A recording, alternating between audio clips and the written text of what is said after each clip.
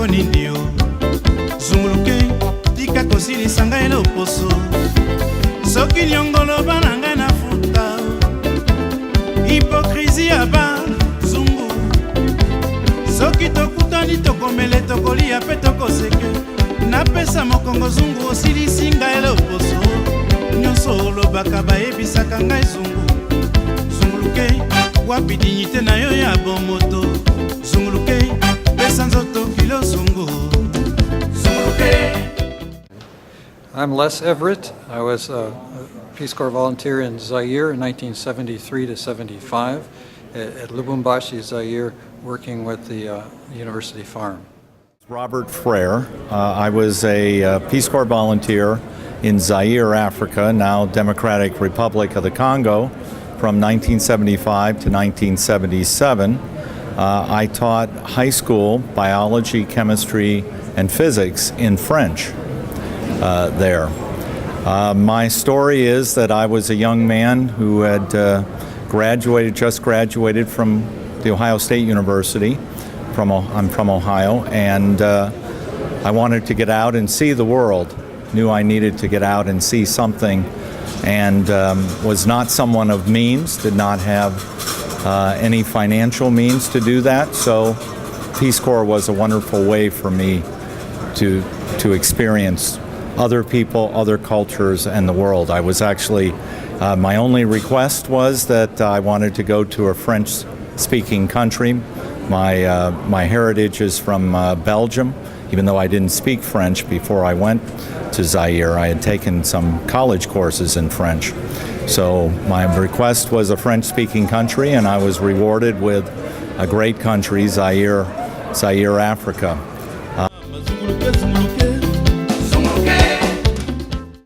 One of the things that I think we should add to the Peace Corps experience, it's one of the best ways to meet other fantastic Americans who share the same experience and often the same ideals and interests. Hi, my name is Monica Kolinsky. I was a volunteer in 1977 to 79 in Zaire, which is now the DRC. I was first stationed in Luebo, which is in the Kasais. My second year I was in Katubwe, also in the Kasais. I taught in a nursing school, science classes. I also taught in a high school nursing classes at a mission station. The experience was unforgettable because I met my husband in Africa, and all three of my children were born there. It was an amazing experience and never regretted it for a moment. Valerie Riley, Zaire, now known as the Democratic Republic of Congo. I was there from 1979 to 1981.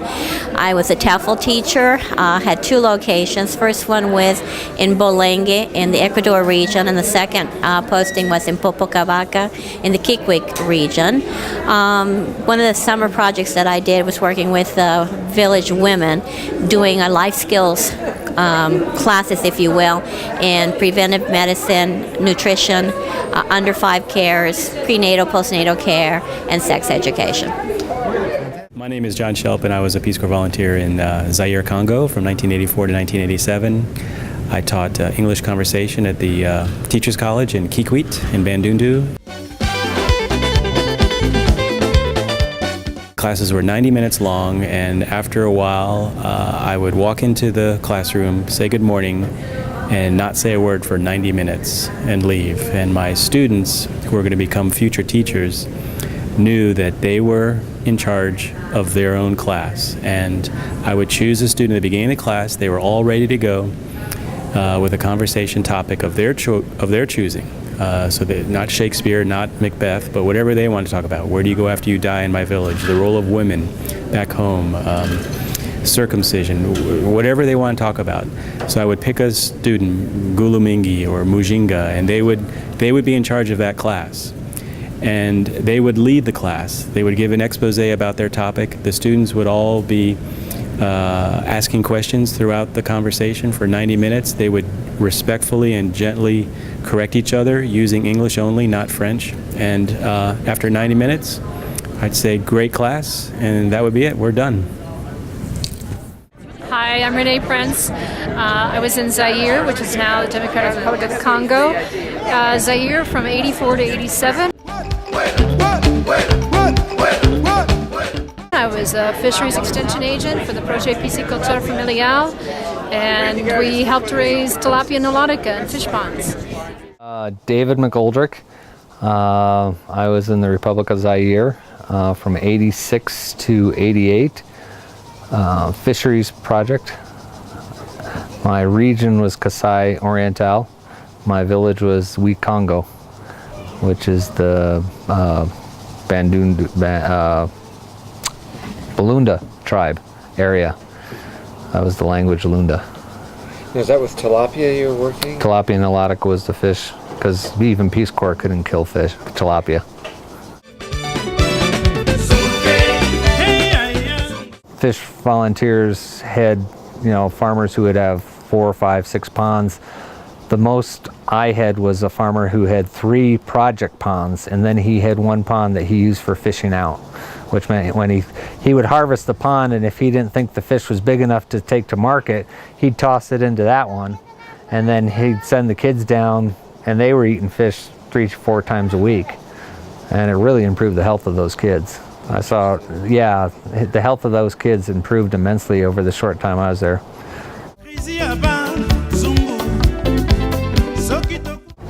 Well, one of the trip down to my post, I was on my motorcycle, and I was with the regional rep, and they also had a fish leader, which was a 3rd-year volunteer who worked with the fisheries. So this was your first trip? My first trip down to my post. Yeah, never been there before. At that time I had an enduro. 125 Enduro, which was more like a street bike than a dirt bike, which you really needed. And these 2 guys were about as opposite as you could imagine, but they had been through training together. They were really good friends, and it was like, Laurel and Hardy going back and forth at each other. And we're going down, and of course, I assumed they knew where they were going. And, it wasn't until we were, an hour or so into this 10-hour trip that I figured out that we're all lost. And one time we came to a place where the road went in 5 different directions because they were trying, it got too muddy in one, so they'd break through the bush and continue over. And I get through, and I'm trying to figure out which way to go, so I stop to wait for them to come up, and I hear the Land Rover, and I hear the Land Rover, and I hear the Land Rover, but it's not getting any closer. So I turn around and go back. Well, they had gotten it high-centered, and they're trying to figure out how to get it unhigh-centered, and they're blaming each other for getting it high-centered. Then we finally get to the village, and luckily the water volunteer, Brent Whitty, was walking along the street, and it was pitch dark. We got there, I don't know, it must have been about 8 o'clock at night, and he hops in the Land Rover, and we take off to a house, and they had a meal waiting for us and everything, so it was pretty fun.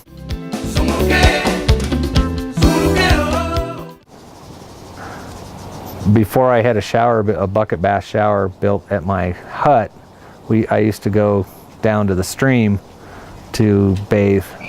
And one time as I was about to go across the bridge to bathe on the other side down the stream, a green mamba went across.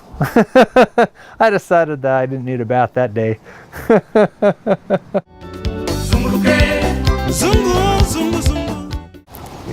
Popcorn. The people had never had popcorn before, and I got popcorn at the Belgian store up in Bujamai, and I brought it back, and I spent one of the nights at my farmer's house. I'd periodically stay there, and I brought popcorn. And I said, Mama, I need a big bowl, and I need some palm oil, and I'm heating it up, and it's popping.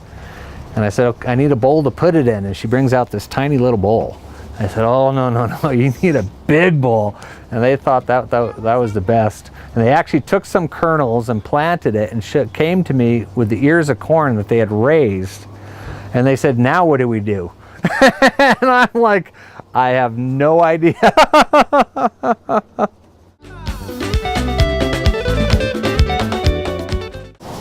Well, Patrice.